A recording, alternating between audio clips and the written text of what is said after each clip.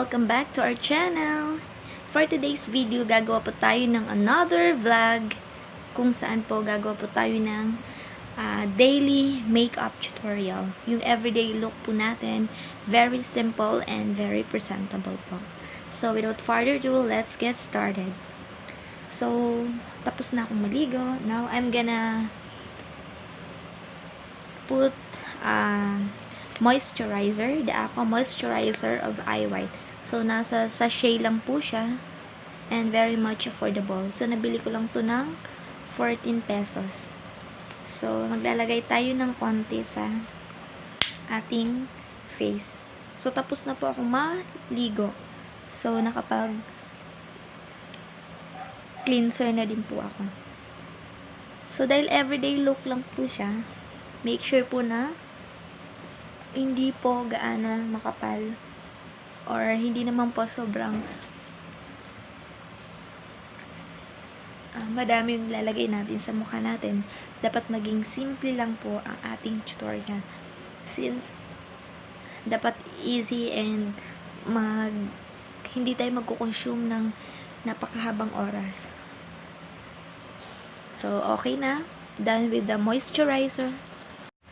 Alright, next is putting a foundation po. It's optional kung gagamit po kayo ng foundation or powder na lang po.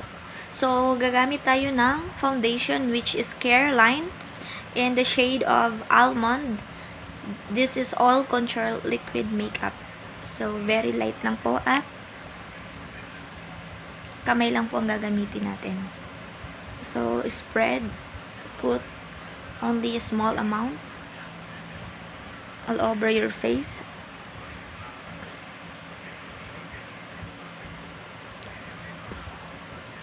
And then, spread na po natin.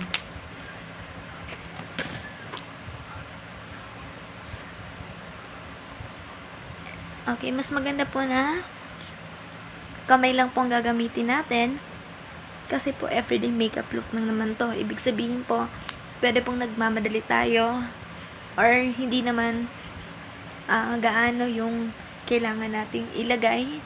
So, para hindi po mas hassle, hindi na po natin kailangan gumamit ng brush for this kind of look para sa paglalagay ng foundation. So, yan po, isa-set lang po natin for a minute para po kumapit siya. So, this is not a full coverage foundation. This is just an oil control makeup liquid foundation. So, very affordable din po pag ganito at napaka-handy po niya. Everywhere we go, we can bring this. It's only 150, I guess. Ganun ko siya nabili. So, nakalimutan ko na. So, next is, I'm using the Avon Ideal Oil Control, the OP103.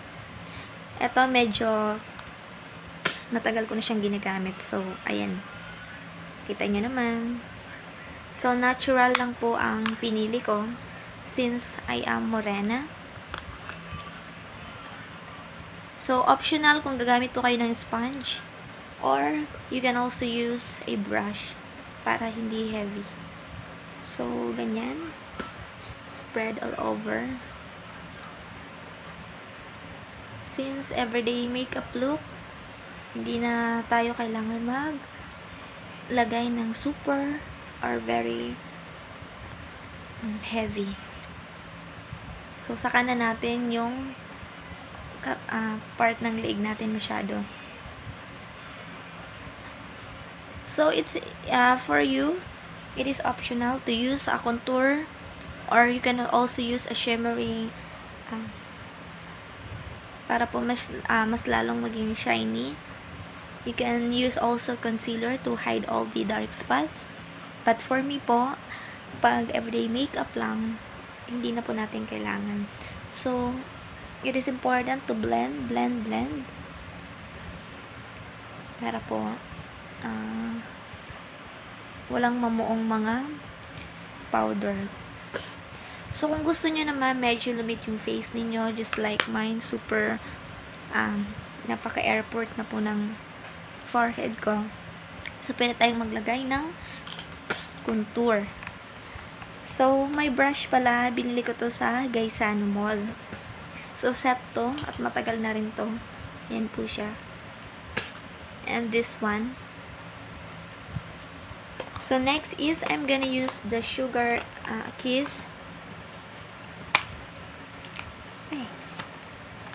Ito, medyo paubos na rin yung contour kasi yung nangyari sa kanya.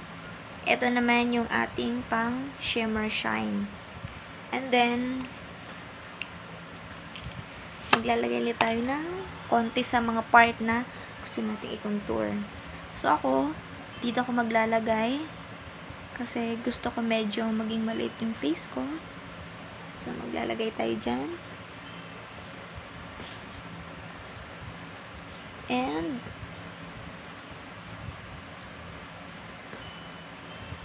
dito. This time, tapos na po tayo mag-contour, we gonna do with our kilay. So, kilay is left, so I'm gonna use the Mark Gel Perfect Brow Cream Gel Pot. This is from Avon in the shade of dark brown. So, eto siya, mas maganda kung gusto nyo kapit yung inyong kilay. So, simplihan lang natin.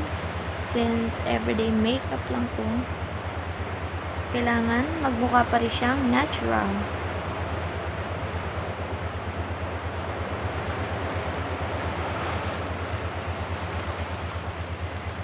See the difference? And i-blend pa natin siya at i-brush afterwards. So, let's brush now. Ayan. I'm gonna using a mirror so to make it more closer. Medyo malabo yata. So, gano'n. Brush, brush, brush. And another to the left side.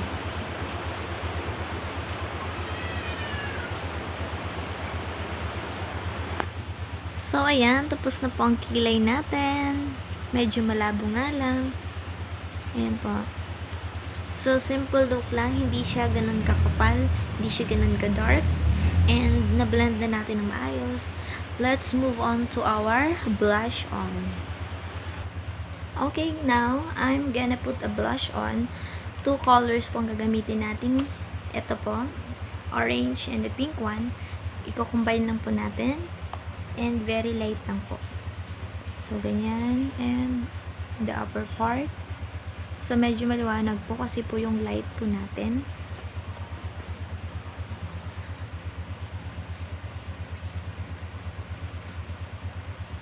Nakikita nyo ba? Or hindi pa? So, hindi pa siya masyadong nakikita.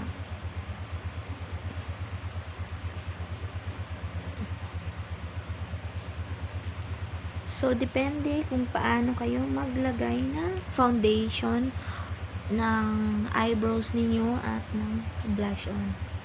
Since everyday makeup po, medyo lagyan po natin dito sa ilong. Parang sun kiss lang po. Parang may sun, nagpa-araw lang po tayo. So, ayan. For sure, medyo nakikita nyo na.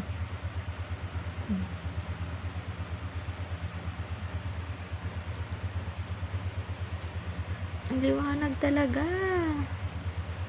Next, kabila naman. Mamaya na natin i-blend.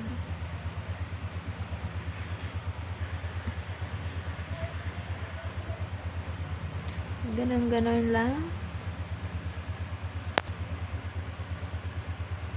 So, blend lang ng blend. Hanggang papunta dito sa may nose bridge natin para mukhang natural lang tayo. So, ayan, medyo may pagka-pinkish na siya. Nakikita niyo na ba? So, done with our blush on. So, punta na tayo sa paglalagay ng mascara. So, I'm gonna use the Avon True Color Mascara. This is a Wide Awake Mascara. So, napaka-simple lang po ng mga natin, product, and more on from Avon po ito. Kasi po dati dun po ako, naging dealer po ako. That's why I purchase more about mga beauty or mga cosmetic product nila. So, you see the difference. Medyo may ayan po, medyo may pilik mata naman ako at mas lalong nag-a-add pa siya. At pati po dito sa baba ha, until the others. So, ayan po, tapos na po ang ating mascara. So, hindi siya gaano makikita masyado. Ayan po.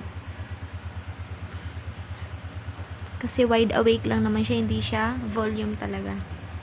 And I suggest po kung gagamit po kayo, it's better to use a waterproof mascara para po mas matagal po siya and then mas safe po siya kasi sa mata po natin, syempre minsan may unexpected po na naluluha tayo. So it's better na waterproof po talagang piliin natin. So next, tapos na po tayo sa ating mascara. Maglalagay lang po tayo ng konting magpapa-shine or magpapa-gising ng ating mata. Since everyday makeup look, hindi po natin kailangan ng maraming itatap natin dito. So, very light lang po. So, I'm gonna using the Chano eyeshadow and the blusher. Ito po.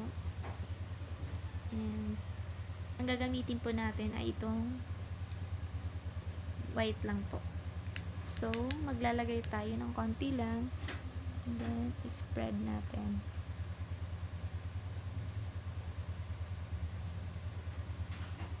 Para hindi siya sobrang putla. Ayan po. I think it's enough.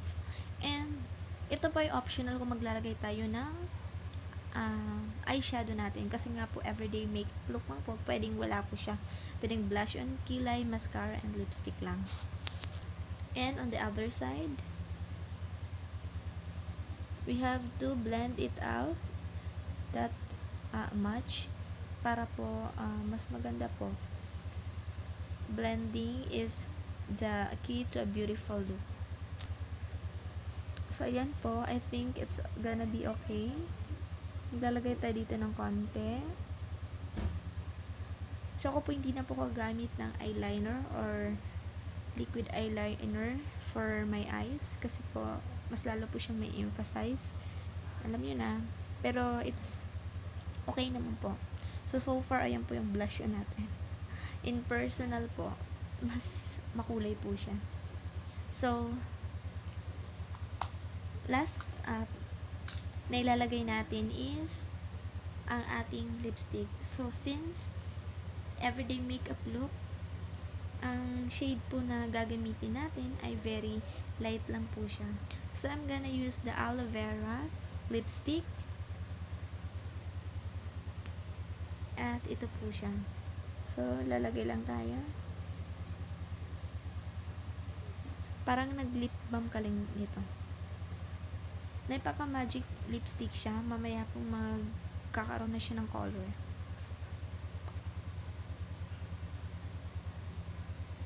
At hindi siya dry sa inyong lips. So, parang natural lang. And finally, to set all this, gagamit ulit tayo ng powder para sa mga part na gusto nating bawasan or maging super flawless talaga. So, I'm still gonna use the Avon brush and foundation, the Kabuki Mineral foundation brush and the pressed powder. And ito na, maglalagay lang ako dito sa lower eye ko. Same, both side, left and right. And dito sa ating